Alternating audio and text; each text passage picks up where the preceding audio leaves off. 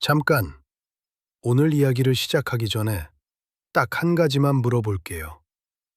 만약 어떤 여자가 26명의 남자와 관계를 맺었고 그 남자들 중에 왕족, 고위관리, 사대부가 포함돼 있다면 여러분은 누구를 더 비난하겠어요? 그 여자요? 아니면 그 26명의 남자들요? 조선왕조실록에는 이 여자의 이름이 정확히 기록돼 있어요. 어우동. 1480년, 조선 성종 11년, 한양도성을 뒤흔든 최대의 스캔들. 왕족 남편에게 버림받은 한 여자가 조선 최고의 금기를 무너뜨리고 결국 사형대에 올랐어요. 근데 있잖아요. 진짜 문제는요. 그녀를 죽인 건 욕망이 아니었어요. 그녀를 죽인 건 조선의 위선이었어요. 그 이야기 지금 시작합니다. 먼저 어우동이라는 인물을 제대로 짚고 넘어가야 해요. 많은 분들이 어우동을 그냥 조선시대 음탕한 여자로만 알고 계실 거예요. 드라마나 영화에서 그렇게 그려졌으니까요. 근데 실록을 들여다보면 이야기가 완전히 달라져요. 어우동의 본명은 박씨 또는 어울우동이라고도 기록되어 있어요. 아버지는 박윤창, 성균관 생원이었어요. 그러니까 어우동은 사대부 집안 출신이에요. 가난한 집 딸이 아니라 오히려 교육을 제법 받은 집안 출신이었다는 거죠. 그리고 이 여자는 왕족과 결혼을 했어요. 남편은 이동, 패종의 서자인 함령군 손자, 그러니까 왕실의 피를 이은 종친이었어요. 정확한 봉호는 기록마다 조금씩 다르지만 왕족 종친이었다는 사실은 분명해요. 상상이 가시나요? 사대부 집 딸이 왕족과 혼인을 했어요. 조선 사회에서 이건 대단한 일이에요. 신분 상승이고 가문의 영광이에요. 근데 그 결혼이 어우동을 망가뜨렸어요. 남편 이동은 그녀를 버렸어요. 이유가 뭐였냐고요? 실록에는 남편이 어우동을 행실이 음란하다는 이유로 내쫓았다고 기록되어 있어요. 근데 여기서 한번 생각해 봐야 해요. 남편이 먼저 내쫓은 건데 어우동의 음란한 행실이 먼저였을까요? 아니면 내쫓겨난 이후의 이야기가 음란으로 기록된 걸까요? 조선 사회에서 버려진 여자의 삶이 어땠는지 아세요? 갈 곳이 없어요. 친정으로 돌아갈 수도 있었겠지만 그게 쉬운 일이 아니에요. 특히 왕족 남편에게 쫓겨났다는 낙인이 찍히면 더더욱요. 재혼도 사실상 불가능해요. 수절하면서 평생을 그늘에서 살아야 해요. 어우동은 그 선택을 거부했어요. 그리고 그 거부가 결국 그녀를 사형대로 이끌었어요. 사실 저는 이 부분에서 멈추게 돼요. 어우동이 남편에게 쫓겨났을 때 그녀에게 정말 선택지가 있었을까요? 수절하면서 아무도 몰래 조용히 살다 죽는 것. 그게 전부예요. 근데 어우동은 그렇게 하지 않았어요.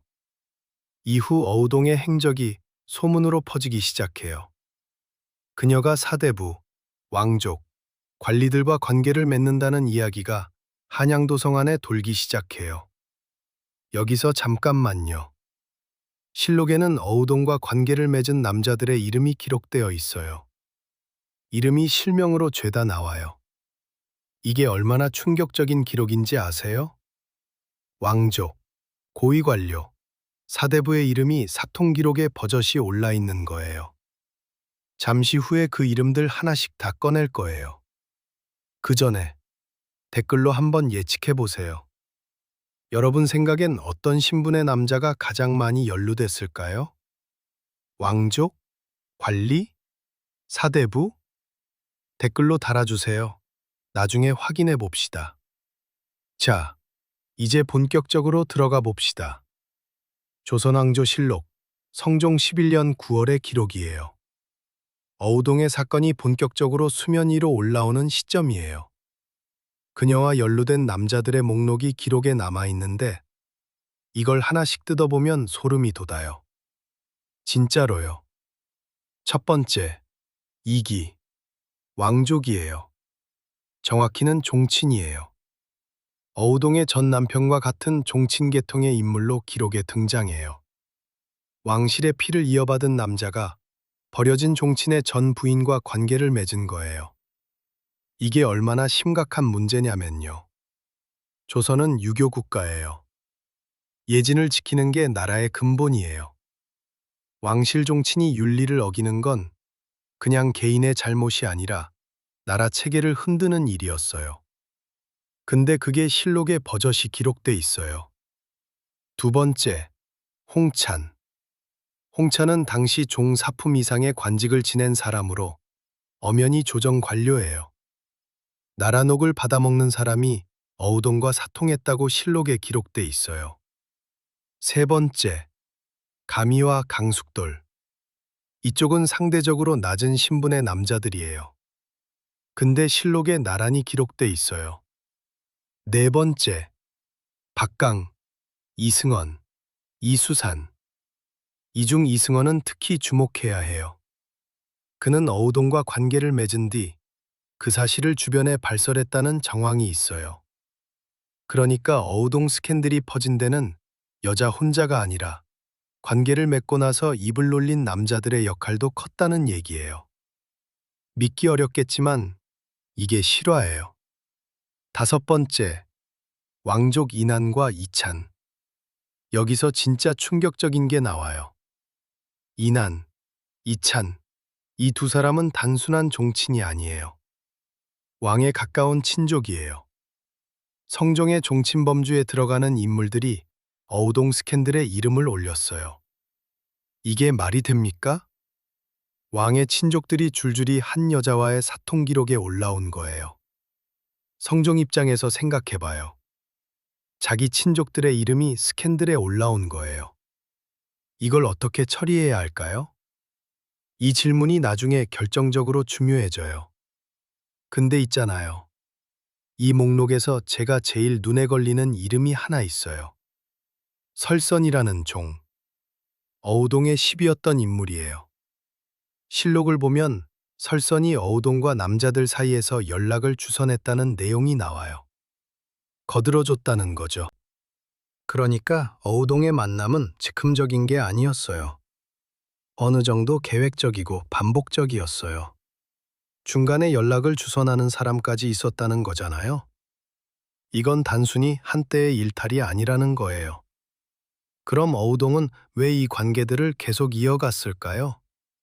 저는 여기서 두 가지 해석이 가능하다고 봐요. 첫 번째 해석.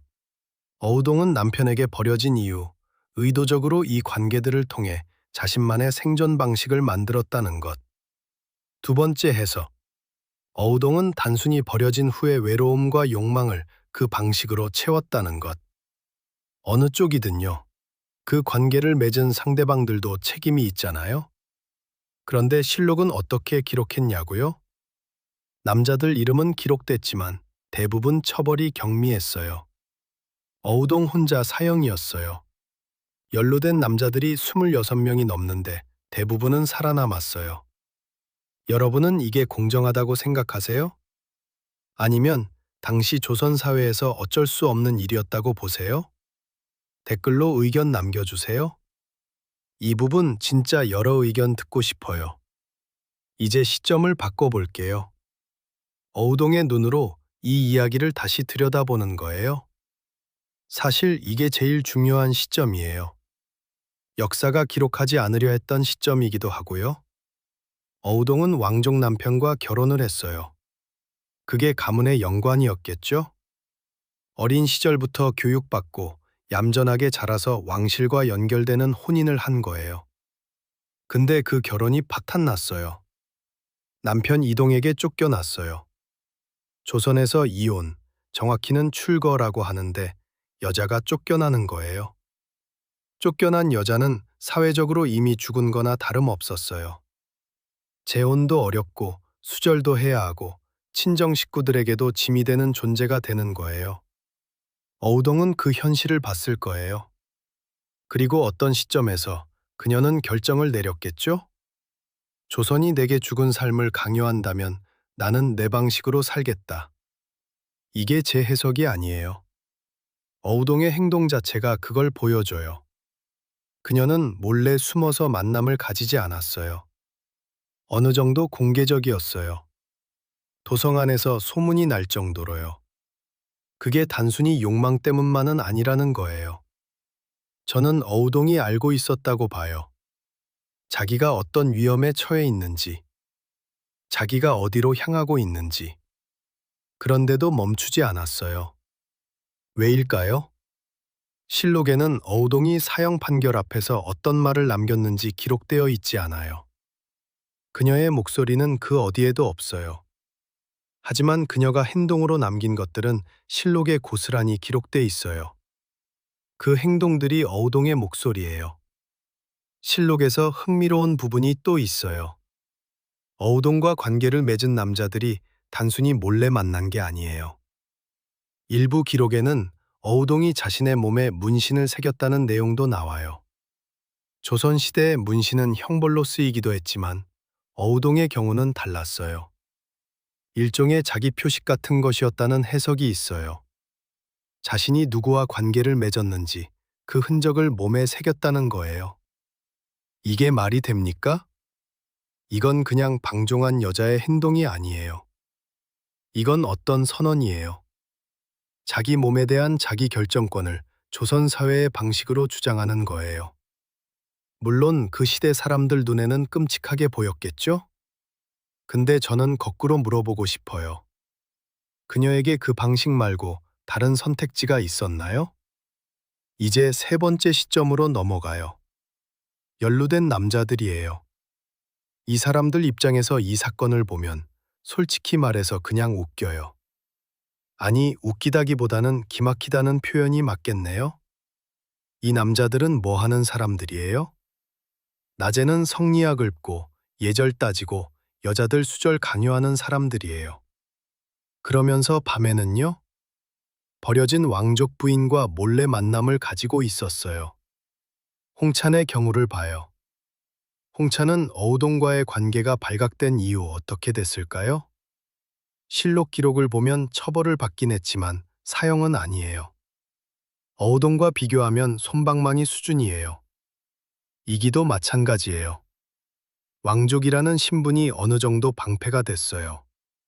이수산, 박강희들도 처벌 수위가 어우동에 비해서 현저히 낮았어요. 왜 그랬냐고요?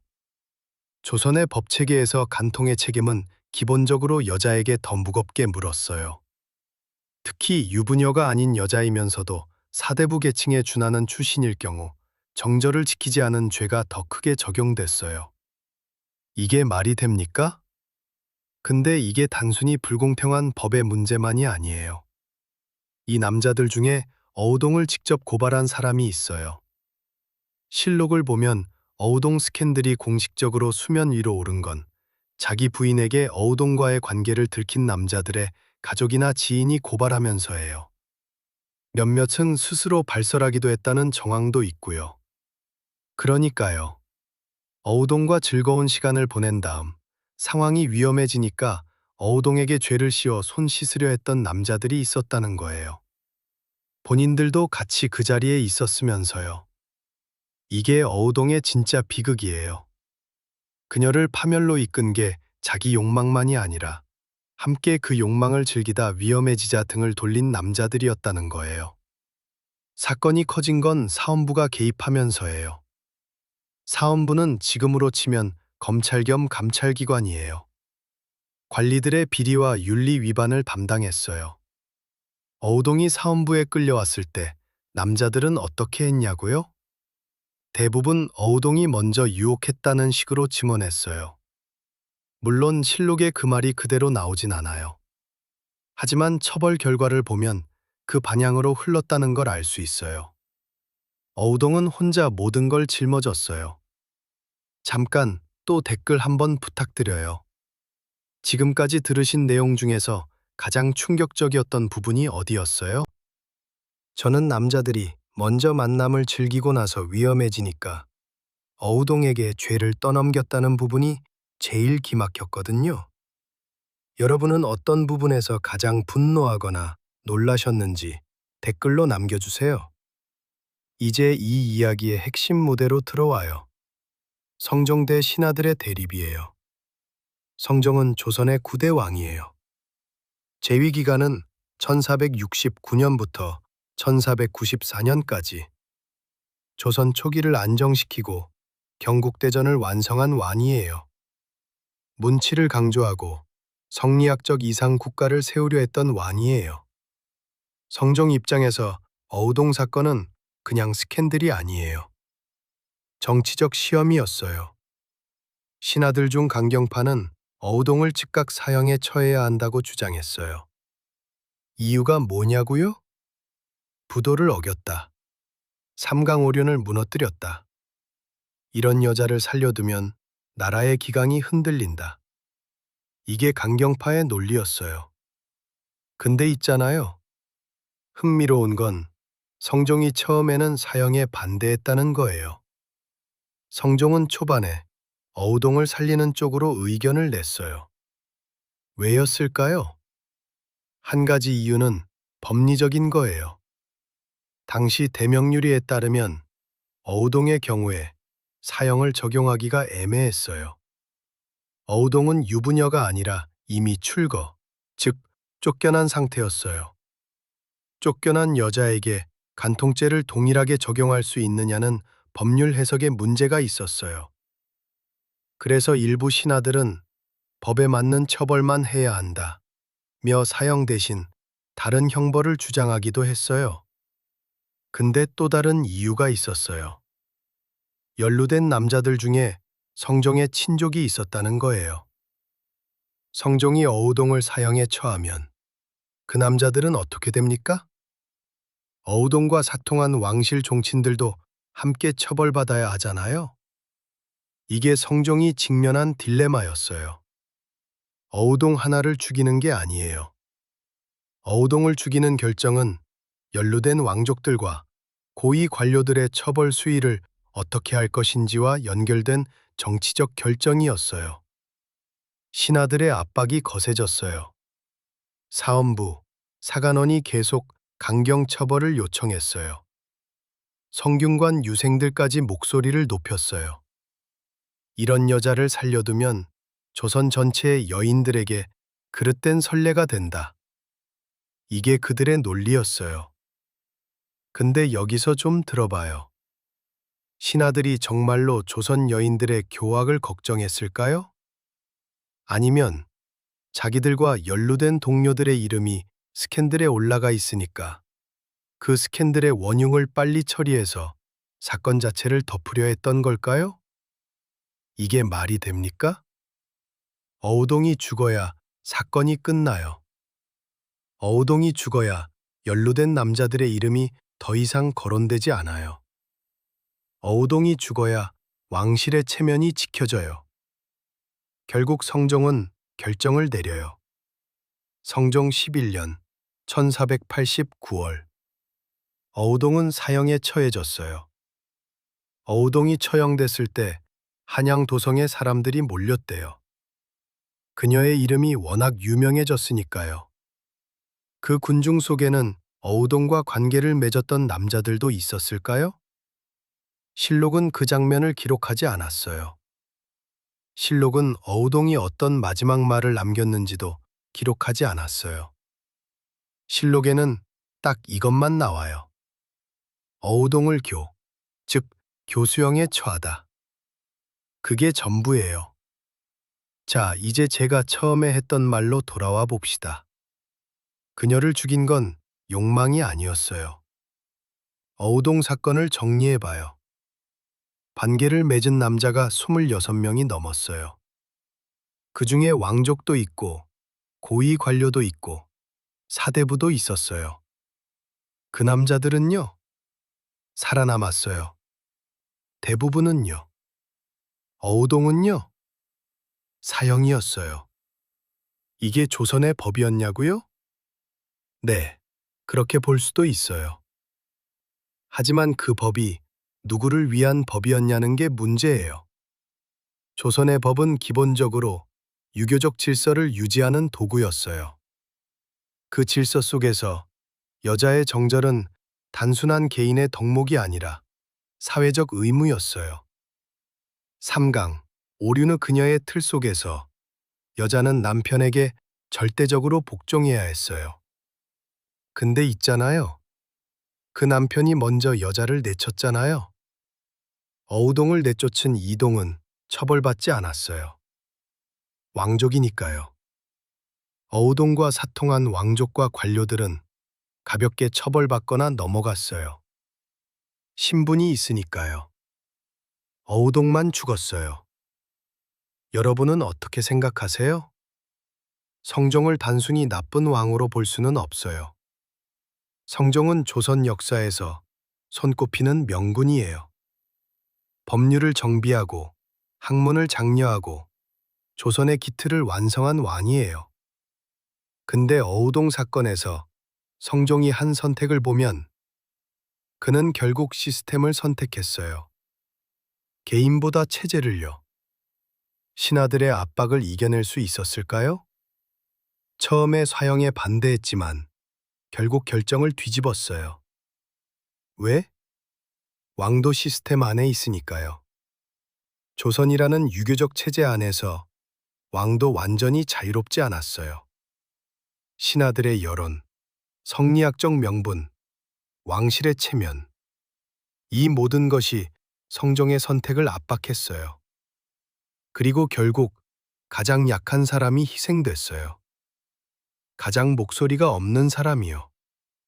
어우동이요. 어우동 사건이 끝난 뒤 조선은 어떻게 됐냐고요? 달라진 게 없었어요. 여자들은 여전히 정절을 강요받았고, 남자들은 여전히 기생을 찾고 첩을 두었어요. 법은 여전히 여자에게 더 가혹했어요. 어우동이 죽었지만 아무것도 바뀌지 않았어요. 오히려 어우동의 이름은 조선시대 내내 나쁜 여자의 대명사로 쓰이게 됐어요. 조선 후기까지 어우동은 경계해야 할 여인의 상징으로 인용됐어요. 그녀의 이름은 경고로 사용됐어요.